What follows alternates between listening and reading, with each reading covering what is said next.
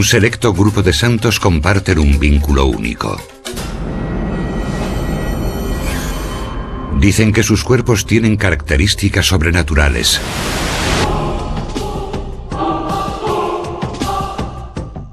Un aura misteriosa. Sangre y aceite emanan de su piel que parece viva. Y un olor dulce hace desvanecer a todo el que los visita. Dicen que muchos de estos cuerpos llevan años o incluso siglos con esta vívida apariencia. Muchos creyentes creen que son un milagro de Dios. Santos incorruptos.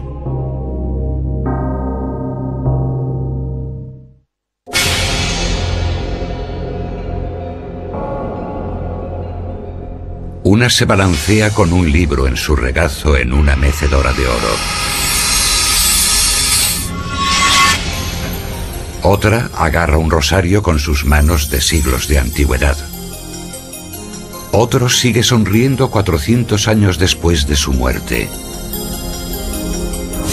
Forman parte de los 100 cadáveres de santos y personas sagradas que fueron reconocidos como incorruptos por la Iglesia Católica. Estos santos son los llamados incorruptibles. No se corroen, que no se descomponen. Que su cuerpo ha permanecido con apariencia viva mucho más tiempo que un cuerpo normal. Eso ha sido visto como un milagro porque va contra natura. A los cuerpos no les pasa eso. Así que eso le pase al cuerpo de alguien significa que debe ser una persona especial. Cuando vivían, estos hombres y mujeres provocaron cierto revuelo. Algunos eran vistos como grandes misioneros, mientras que otros eran conocidos por sus increíbles obras de misericordia. Estos santos eran tan extraordinarios que hoy, siglos después, sus cuerpos o partes de ellos convertidos en reliquias se exhiben en capillas, monasterios y basílicas de Italia y todo el mundo. Cuando los vi me quedé totalmente asombrada e impresionada. Los incorruptibles son unos de los cuerpos mejor conservados que había visto jamás. La veneración de reliquias de los mártires cristianos empezó en el siglo II. La veneración de las reliquias en el cristianismo se convierte en una especie de unión espiritual con ese santo, porque se trata de un ejemplar de la fe, un mártir, y esta es una manera de recordarle. Cuando Policarpo, obispo de Esmirna, fue quemado en la hoguera en el año 155 después de Cristo, sus seguidores dijeron: «Cogimos sus huesos porque eran más valiosos que las piedras preciosas y más finos que el oro, y los pusimos en un sitio adecuado, un lugar donde podíamos reunirnos en presencia de Dios y celebrar con júbilo el nacimiento de su martirio».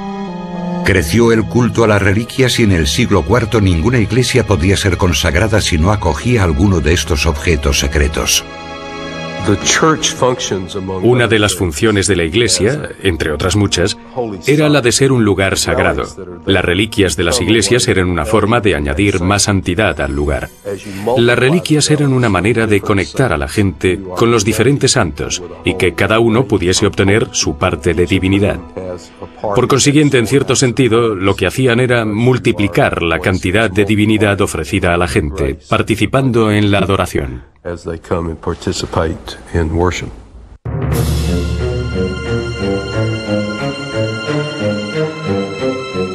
Algunas partes del cuerpo eran consideradas más valiosas que otras. El corazón era el órgano más deseado y luego le seguía la cabeza, los brazos, las piernas y los órganos vitales. Los siguientes en importancia eran las manos y los pies, y luego fragmentos menores como los dedos de las manos y pies. A menudo estas reliquias eran conservadas. A los santos se les solía eviscerar el cadáver enseguida y luego embalsamarlos.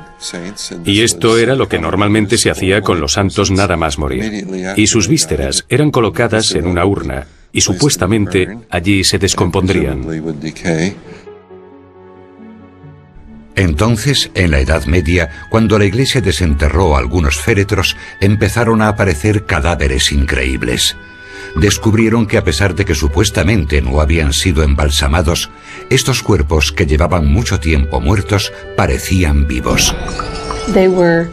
Eran extraordinarios. En algunos casos, las manos y las uñas de las manos y pies estaban excepcionalmente bien conservadas. Hoy la mayoría de los cuerpos tienen un aspecto parecido al de las momias. Pero cuando los cadáveres fueron exhumados, algunos testigos médicos y eclesiásticos certificaron su apariencia viva. Estaban húmedos y flexibles. Su piel era suave y parecía intacta. Sus ojos estaban abiertos y brillaban.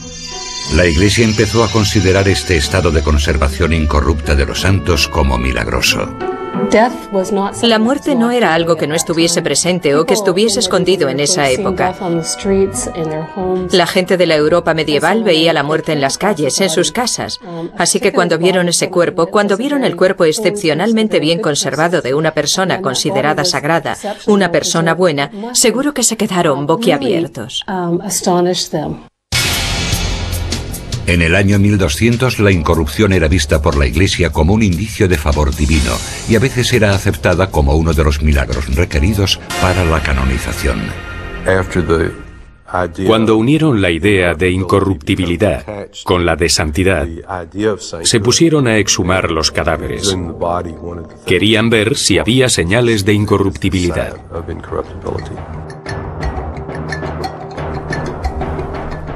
50 años después de su muerte, en 1320, el cuerpo de la monja Margarita de Città de Castello fue desenterrado al encontrar su ataúd medio podrido. Al abrirlo, los testigos dijeron haberse asombrado con lo que vieron. A pesar de que la ropa de Margarita se había convertido en polvo, su cuerpo fue encontrado perfectamente conservado y flexible. Los forenses dijeron que no había sido embalsamada.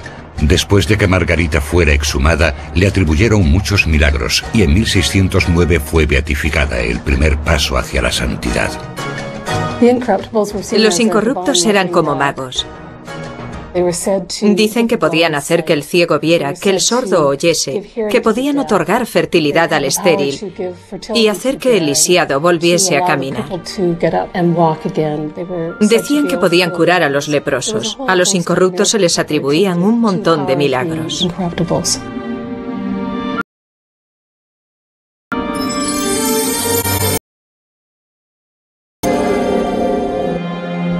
En busca de un favor o de una curación, los creyentes de la Edad Media empezaron a peregrinar hasta los sitios donde estaban conservadas las reliquias.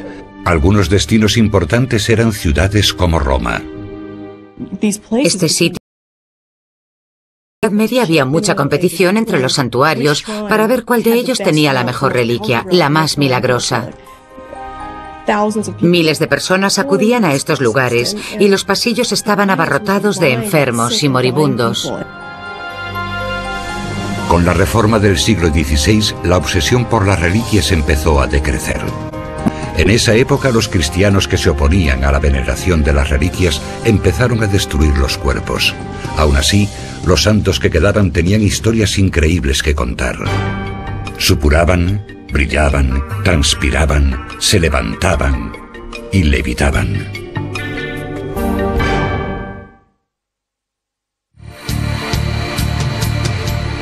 Desde el principio del cristianismo, la extraordinaria conservación de los cuerpos de los santos creó confusión entre los creyentes.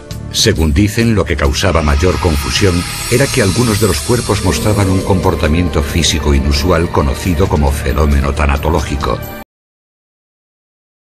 Se han identificado unos 700 ejemplos.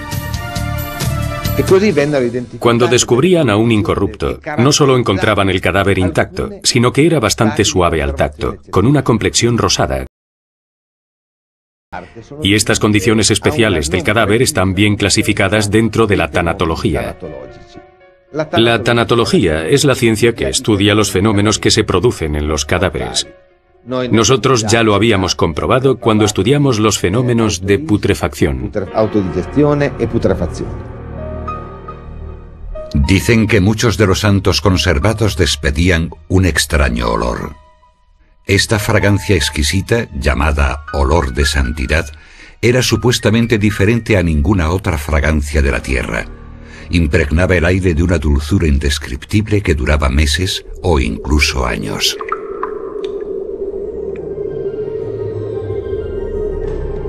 Cuando en 1463 Catalina de Bolonia falleció a los 50 años, fue enterrada sin ataúd en el monasterio conocido ahora con el nombre de Corpus Domini. Pertenecía a la Orden de Santa Clara, que se basa en la austeridad, por lo que fue enterrada según la tradición de la orden, sin ataúd. Simplemente enterraron el cuerpo directamente en la tierra. Enseguida las monjas quedaron sorprendidas por el dulce olor que emanaba de la tumba. Era un olor muy fuerte que traspasó los confines del cementerio y perfumó todo el pueblo. Dicen que el olor en el cementerio duró semanas y que las personas empezaron a llegar con sus hijos enfermos porque decían que se producían curas milagrosas y que era la monja que acababa de fallecer, que en su época no había sido nada famosa después de muerta. 8 días, las monjas desenterraron el cadáver de Catalina y los médicos se percataron de las condiciones en las que estaba su cuerpo. Parecía que acababa de morirse. No tenía ni una marca y su piel estaba suave y sin descomponer. Estos médicos afirmaron la milagrosa naturaleza de algunas de las curas que se le atribuyeron a Catalina de Bolonia y gracias a su testimonio fue canonizada santa. Las extremidades de Santa Catalina no mostraban ninguna señal de rigidez cadavérica. De hecho, 12 años después de su muerte seguía estando flexible, así que las monjas decidieron colocarla sentada. Es un fenómeno que desafía a la ciencia. Puedo asegurar que es muy raro que una persona tenga esa flexibilidad 12 años después de haber muerto. Unos pocos años después de la muerte e incluso justificarla, pero tantos años es algo realmente excepcional.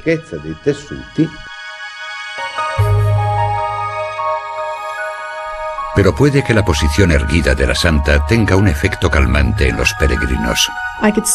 Pude ver cómo se sentían más relajados, simplemente mirándola. Cuando la reliquia está sentada en una silla, a diferencia de tumbada, parece más humana. Aunque sabes que está muerta, da la sensación de que puede escucharte. En vida, muchos de los santos conservados, incluida Catalina de Bolonia, aseguraban haber visto a la Virgen María, algo que en teología se conoce como apariciones marianas. A principios del siglo XIX, en Francia, de repente surgió un grupo de gente que aseguraba haber visto a la Virgen María y que ésta les había hablado. A muchos de ellos la Virgen también les había otorgado algo, y Catalina Labouré era una de esas personas.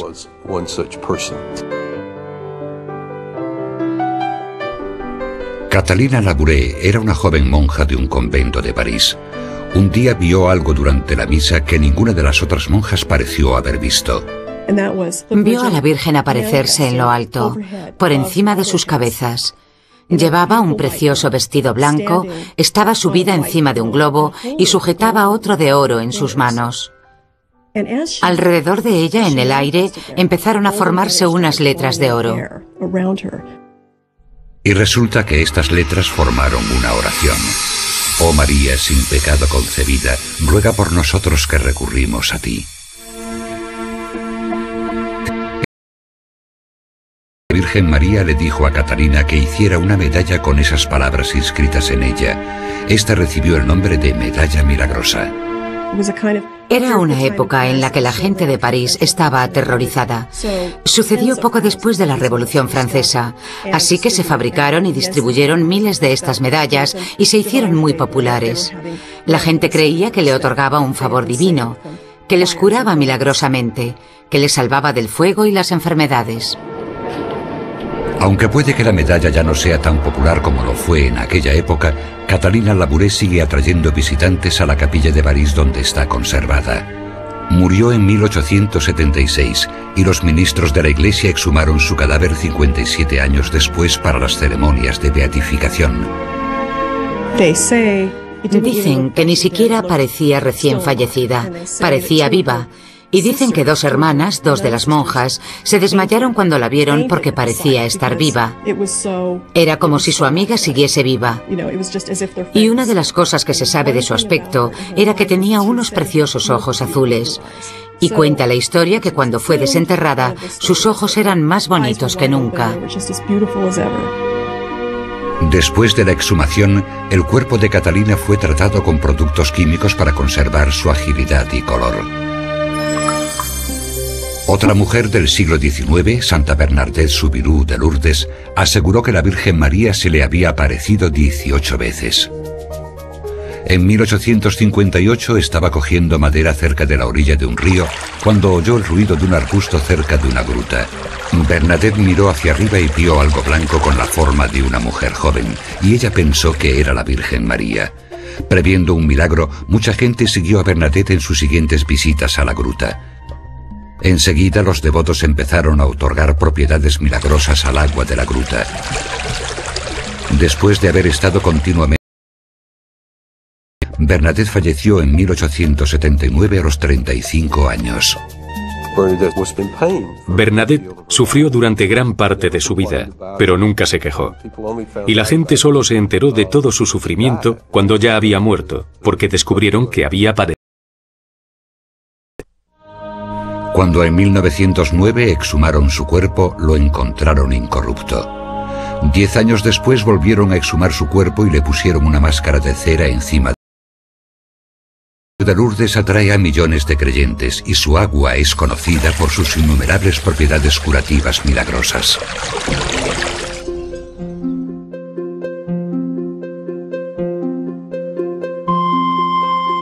Muchas de las experiencias místicas de los santos incorruptos son muy comunes entre la gente sagrada.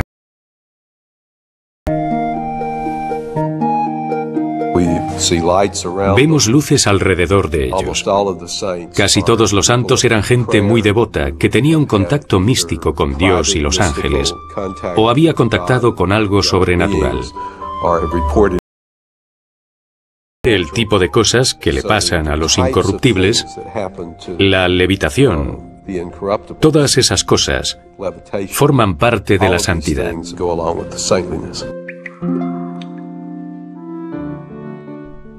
En 1417, Rita de Casia, de 26 años, entró en el convento de Santa María Magdalena.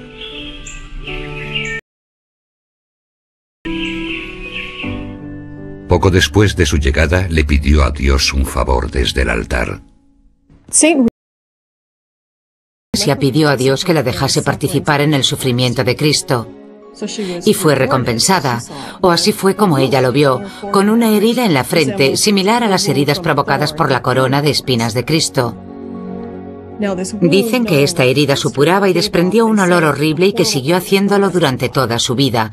Vivió casi todo el resto de su vida recluida.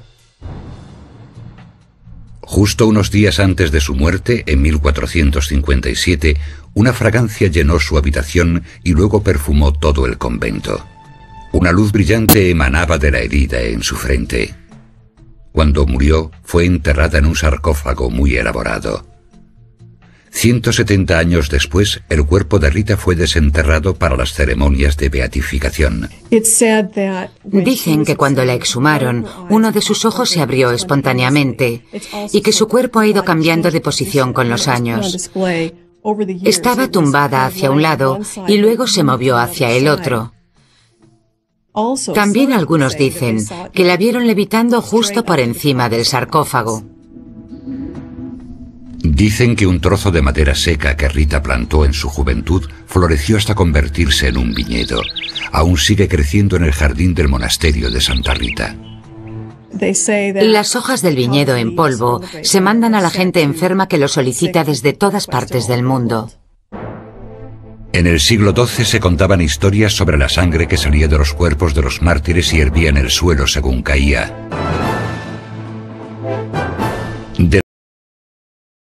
Los incorruptos supuraban sangre o fluidos inusuales durante semanas, meses e incluso años después de su muerte. Este es un fenómeno post-mortem, porque la sangre estaba fluyendo otra vez. Lo excepcional es encontrarla así tanto tiempo después de la muerte. La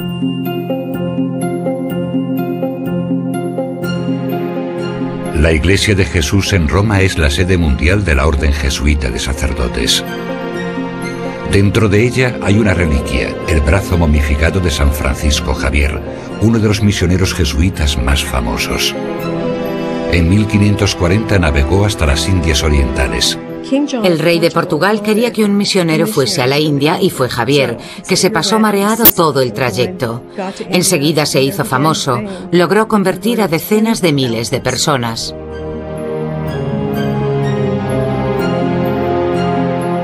Francisco murió en un barco con destino a la China en 1552. 2 años después, su cuerpo incorrupto fue conservado en Goa, la India, donde fue venerado por miles de personas. Pero los escépticos decían que el cuerpo había sido embalsamado. Para estudiar este asunto, el forense examinó el cuerpo y no encontró ninguna prueba de conservación artificial. Aún así, el forense ordenó a uno de sus ayudantes que metiese sus dedos dentro de una herida cerca del corazón. Dicen que en cuanto trajo sus dedos, y el forense la olió y declaró que era absolutamente perfecta. Enseguida, las iglesias de todo el mundo pidieron reliquias de Francisco. La mitad de una de sus manos fue a parar a lo que ahora es Hanoi, la otra a Singapur. O sea que cortaron su mano en 2. También enviaron sus órganos a otros sitios para que cuando se exhibiese el cuerpo estuviese bastante vacío por dentro, y lo llenaron con estructuras de metal y algodón. Cuando, después de ser recogidos de su cripta, algunos cuerpos empezaron a desintegrarse, surgieron dudas acerca de su autenticidad. En la época de la Ilustración, en el siglo XVIII, la Iglesia empezó a cuestionar la incorruptibilidad de los santos. Estaban preocupados por estas cosas, porque temían que se tratase de un fraude. Tenían miedo de haber sido engañados. Tenían miedo de los milagros diabólicos. San Pablo dijo que el diablo puede aparecer en forma de ángel de la luz y definitivamente puede aparecer como un cadáver incorrupto del pasado. ¿Son los santos un milagro? ¿Es un acto de Dios que se hayan conservado como si estuviesen vivos? ¿O hay una explicación científica racional? ¿Es más imposible de usar con Dios?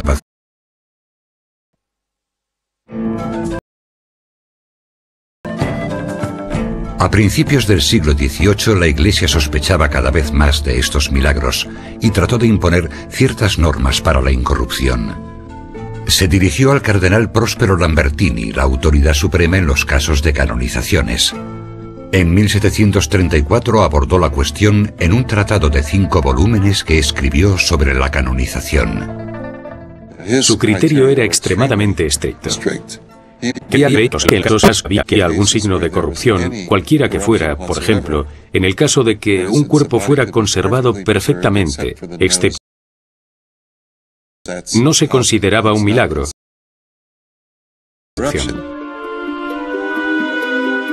Según embalsamados o disecados, secados de forma natural y momificados, no podían ser. Solo esos cuerpos que retenían su frescura vital durante muchos años, sin haber recibido ningún tipo de intervención deliberada, podían ser considerados milagrosos. Aún así, esto no resolvía el tema, ya que los examinadores no eran siempre imparciales. Tendrán que pasar 2 siglos hasta que empiece a surgir una nueva perspectiva en el caso de los santos incorruptos. A finales de los 80, la ciencia y la Iglesia Católica unieron sus fuerzas para la incorrupción de los santos. La Iglesia esperaba descubrir algo más sobre los santos.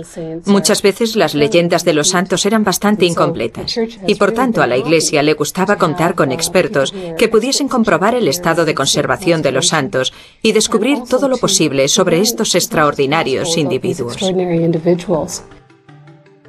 Tal y como había pedido el Vaticano, equipos de patólogos, microbiólogos, los cuerpos de antiguos hombres y mujeres convertidos en reliquias eclesiásticas. Antes de empezar el trabajo, pidieron a los expertos que brindasen respeto al cadáver como si de una persona viva se tratase, que realizaran su trabajo con el máximo rigor. Luego tuvieron que hacer un tercer juramento. El tercer juramento, que era el más importante, era la búsqueda absoluta de la verdad. Incluso si se encontraban con resultados inesperados, imprevistos. En otras palabras, juraban decir la verdad siempre, por agradable o desagradable que pudiese resultar. Antes de examinarlo, el cuerpo fue cuidadosamente desnudado. Primero lo de cualquier cosa que indique el uso de algún método de conservación. Y luego muchas veces lo que hacían era extraer pequeñas muestras de tejido de los cuerpos de los santos, médicos de todo tipo. En algunos casos, en las cavidades bucales de los incorruptibles, metían pequeñas cámaras acopladas a endoscopios y llevaban a cabo otros muchos procedimientos científicos.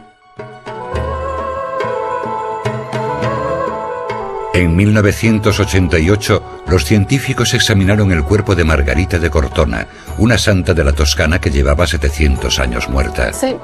Yo diría que el de Santa Margarita es uno de los mejor conservados. Su piel era suave y firme, sus uñas estaban intactas. Me refiero a sus uñas de las manos y pies. Es una de las mayores maravillas de los santos incorruptos. En un principio, Margarita era una mujer libre del siglo XIII que vivía lujosamente como amante de un hombre rico. Pero después de seguir a su perro hasta una tumba provisional donde se encontraba